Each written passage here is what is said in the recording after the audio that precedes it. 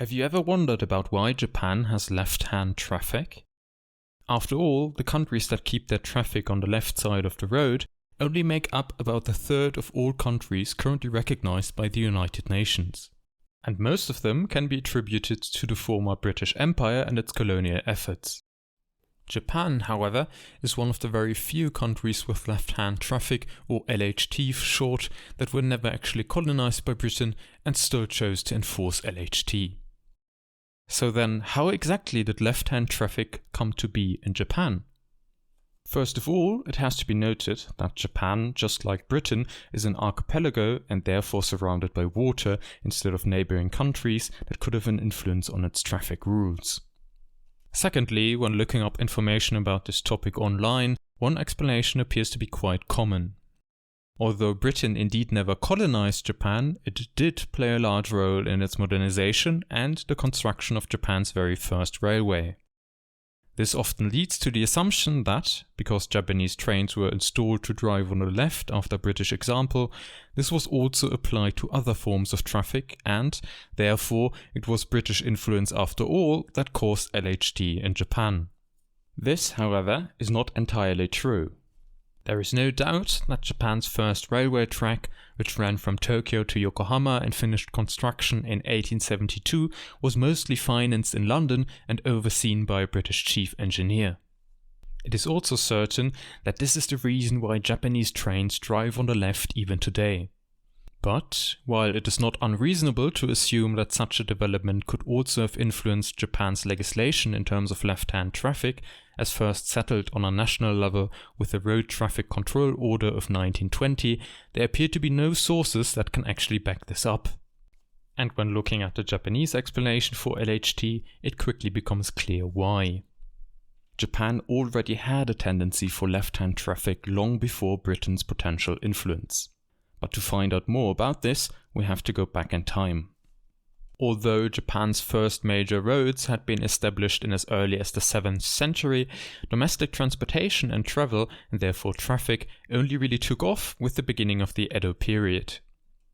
Marking the unification of Japan and an end to constant civil war, the Edo period brought a time of peace and prosperity during which the country flourished not only in terms of culture but also trade. With this came the effort to greatly improve and expand Japan's highway system, focusing on 5 major roads, the Gokaido, which led to Japan's capital, Edo. Most prominent among these 5 roads was the Tōkaido, the road along the Eastern Sea.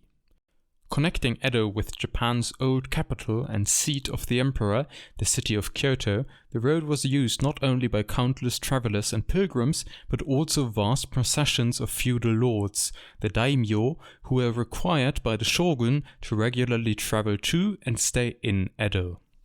Because of this, the Tōkaido is often described as having been one of the busiest roads in the world.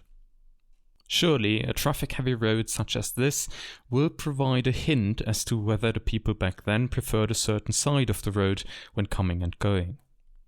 The Tōkaido road was on average 5.5 meters or 18 feet wide and consisted out of a deep layer of crushed gravel covered with sand.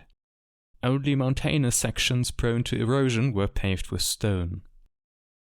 Contrary to many other countries, there was almost no wheeled traffic on Japan's roads, since it was much easier to transport heavy goods via coastal shipping routes.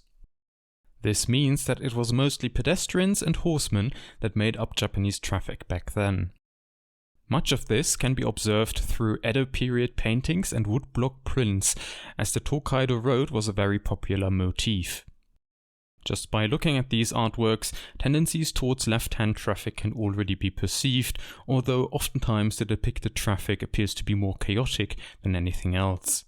Unfortunately, Japanese records of that time in regards to any type of traffic rules seem hard to come by. But what proves to be invaluable in this case are the accounts of foreign travelers. Even though Japan during the Edo period was closed to most of the outside world, some foreigners still managed to enter and describe their experiences extensively, focusing especially on those aspects different from their home countries. One such traveler was a German physician by the name of Engelbert Kaempfer, who arrived in Japan in the year 1690 and was allowed to go on a journey all the way from Nagasaki to Edo. And on the way back he described the Tōkyō road as follows. These main roads are so wide and spacious that two parties can pass each other without hindrance. Then, speaking of domestic manners, those who are traveling to Miyako use the left side of the road, and those who come from Miyako use the opposite side according to the country's customs. So there we have it, evidence that left-hand traffic existed within Japan as early as the 17th century. But one question remains. Where did the custom of walking on the left side of the road actually come from? Although difficult to prove, the Japanese explanation generally refers to the samurai. Making up Japan's leading social class for much of the country's history, it is widely believed that samurai paid attention to using the left side of the road rather than the right when walking past one another, and that this eventually also influenced other forms of traffic. The alleged reason behind this is mainly based on two factors. Firstly, samurai always carried their iconic swords, the katana, on their left hip, which means that it was much easier for them to draw their sword and defend themselves from an incoming attack if the attacker was coming at them from their right-hand side. Therefore, it would only make sense to prefer walking on the left-hand side of a road. The same logic applied when riding a horse. Additionally, whereas in Europe it would be safest for warriors to walk on the right-hand side of a road, since they usually carried a shield in their left hand, samurai never made use of shields. The second factor behind samurai walking on the left is said to have been the length of their swords. The sword most commonly worn during the Edo period, the uchigatana, could be up to about 1 meter or 40 inches long. Therefore, if two samurai were to walk past each other and keep to the right-hand side at a narrow spot on the road, it would have not been unlikely for their long scabbards to collide. Since the sword of a samurai represented his honor and pride, and their scabbards, the saya, oftentimes were highly decorated, such a collision would be extremely rude and could lead to a serious confrontation. Thus, the problem was all but avoided by keeping to the left. So this is the reason why samurai are responsible for left-hand traffic in Japan.